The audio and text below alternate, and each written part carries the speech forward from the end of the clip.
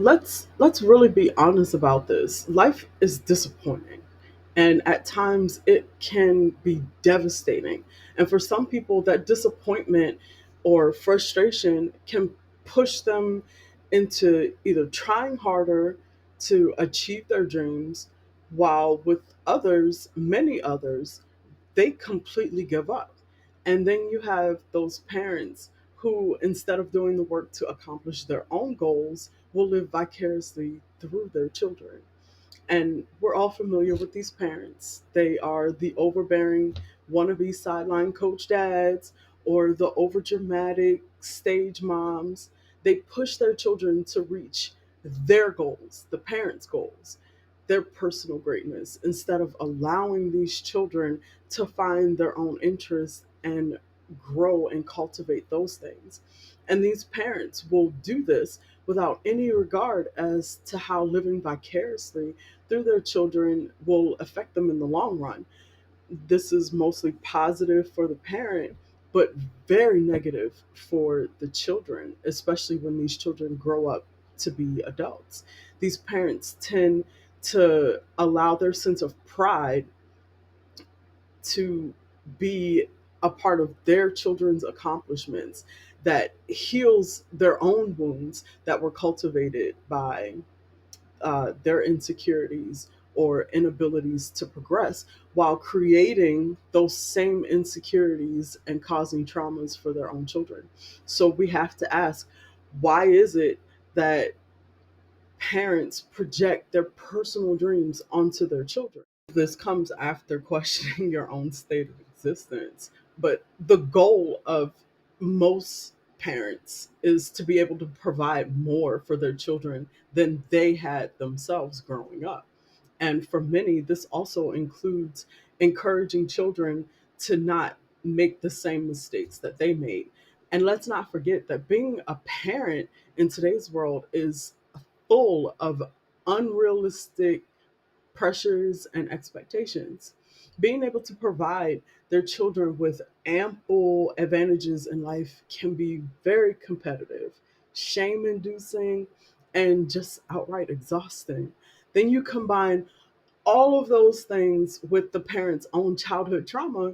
So it's easy to see why some parents will project their own dreams onto their kids.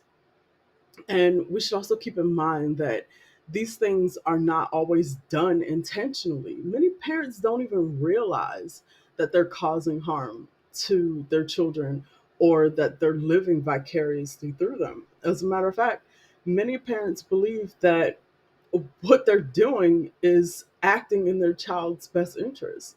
This is why it's so crucial to look beyond your motives and consider the emotions and experiences that might be influencing your parental decisions. During one of our previous discussions, we talked about how uh, regular parents will sometimes show some of the same traits as a narcissistic parent. Well, this is one of those times when the lines between the two kind of blur. For some parents, their children can be a great source of feeding their self esteem. And this is due to the fact that some children can help them gain acclaim or attention. And we see this behavior pattern a lot with parents who have narcissistic personality disorder, but we know it's not exclusive to them. If you use your child to feel good about yourself, you may not have NPD, but you definitely share a concerning trait with a parent who has NPD. Parents who project their unfulfilled dreams onto their children may inadvertently place undue pressure onto their kids to achieve those same goals. And this can lead to a lot of feelings of resentment or dissatisfaction in the child because they start to feel as if they're not living up to their parents' unrealistic expectations. And on the other hand, the parent who supports and encourages their children's interests and aspirations without imposing their own desires onto them can foster a really healthy environment for growth and self discovery. And it's important for parents to learn how to strike a balance between the two. sharing their experiences, and also allowing their children the space to have their own experience and develop into individuals with their own unique identities and passions for life. And it can sometimes be difficult to tell if your parenting style is uh, supportive or obsessive when it comes to acknowledging your child's success. So, what types of behaviors should you be looking for?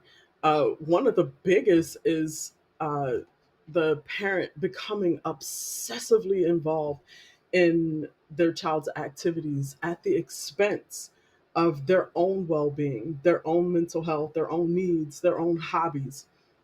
Think of a smother. And yes, dads can be smothers too.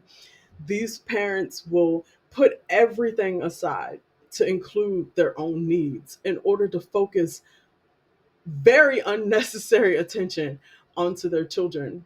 We're talking shoehorning themselves into every single aspect of their kids' lives without any regard as to how it not just affects the kid, but how it affects the parent, and definitely how it affects the parent child relationship. They make these life choices for their children, they dictate the creative projects, they even go as far as to sitting in with their kids while they're just hanging out with their friends. They also act as if the rest of the world is supposed to prioritize their children just as much as they do. Many of us teachers and professors call them helicopter parents, and I cannot tell you how many emails I receive during a semester from the parents of a 20 to 24-year-old adult demanding that I allow their baby to turn in extra credit assignments just so they can bring their grade up or get a better grade. A lot of the time, I have to open these parents up to a really harsh reality like, sir, ma'am, you do realize that your adult baby has zero interest in psychology or the mental health field as a whole. They're only here because you demanded that they be here, which is why they're failing because they don't really care. And they've reached a point where they're actually tired of trying to please you, forcing their children to participate in activities that you, the parent, wants, but the child doesn't. This is especially obvious when a child shows that they're not interested in the activity and they are purposefully failing at it in the hopes that their parents will allow them or stop forcing them to participate. These things cost money, a lot of money sometimes. And the goal of the child is to get their overbearing parent to stop wanting to pay for things that the child is not succeeding in. Another behavior that we see are what we like to call generational curses that are being passed down. And these are mostly fears or negative situations that parents had to go through when they were younger. So now they are forcing their life decisions onto their kids based on what they've experienced instead of allowing their children to make decisions for their lives based on what they're currently going through. So, uh, something as simple as, oh, well, don't go to this store because bad things happen in this store. Because when you were a child, you were accused of stealing, even though you weren't stealing. And that negatively impact you because now a lot of the shopkeepers on this strip mall won't let you come in because they think you stole. So now you tell your kids, oh, well, you can't go into any of these stores because they lie, they do that. And your child's never experienced that. So now your child fears going into these stores because they think something bad is going to happen to them just because of something that happened to you. Um, Another is seeing your child's behavior and activities as a direct reflection of your own worth. A lot of parents will say things to their children like, don't embarrass me. And as simple as that phrase is, how do I put this? It makes your child feel as if they can't be who they are because who they are is embarrassing for you.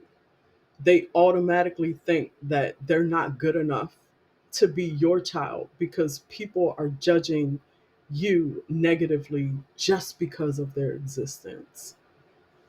Um, Another behavior is the parents experiencing intense emotions related to their child's performance, be it academics, athletics, dating, and so on and so forth.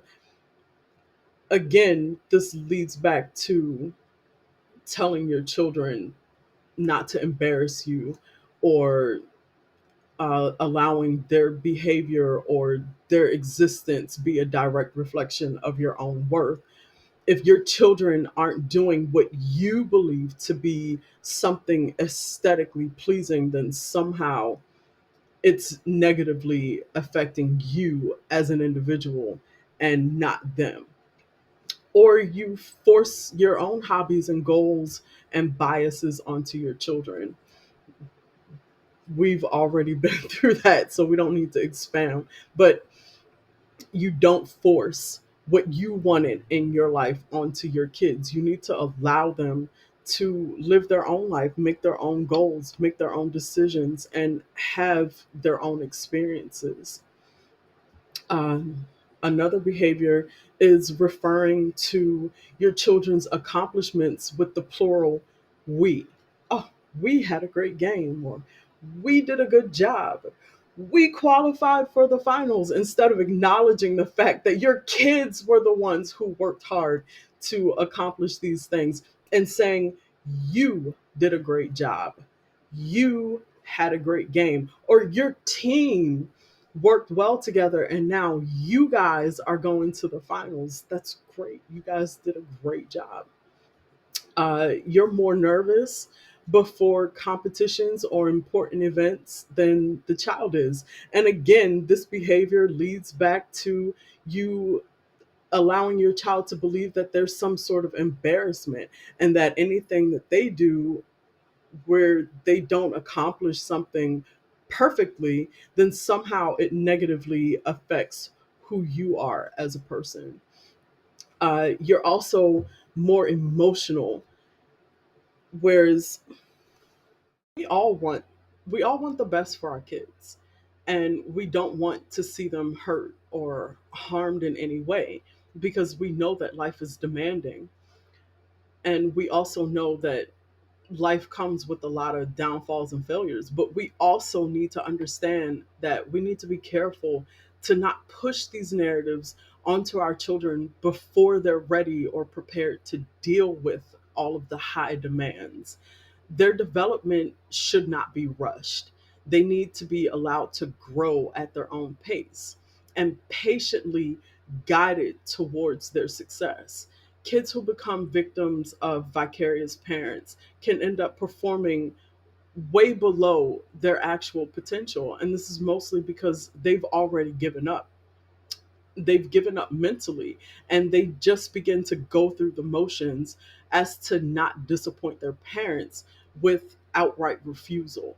So understand that we as parents can be very intimidating to our children, especially when they're very young. And the last thing they want to do is disappoint you. Just because they haven't communicated that they're feeling as if they're being pushed too hard or in the wrong direction doesn't mean you're not doing them a disservice. It's crucial that you are a positive and supportive parent on the sidelines. No child wants to be associated with the parent that's yelling, screaming, and getting kicked out of venues because they feel like their child isn't living the life of the parents' dreams.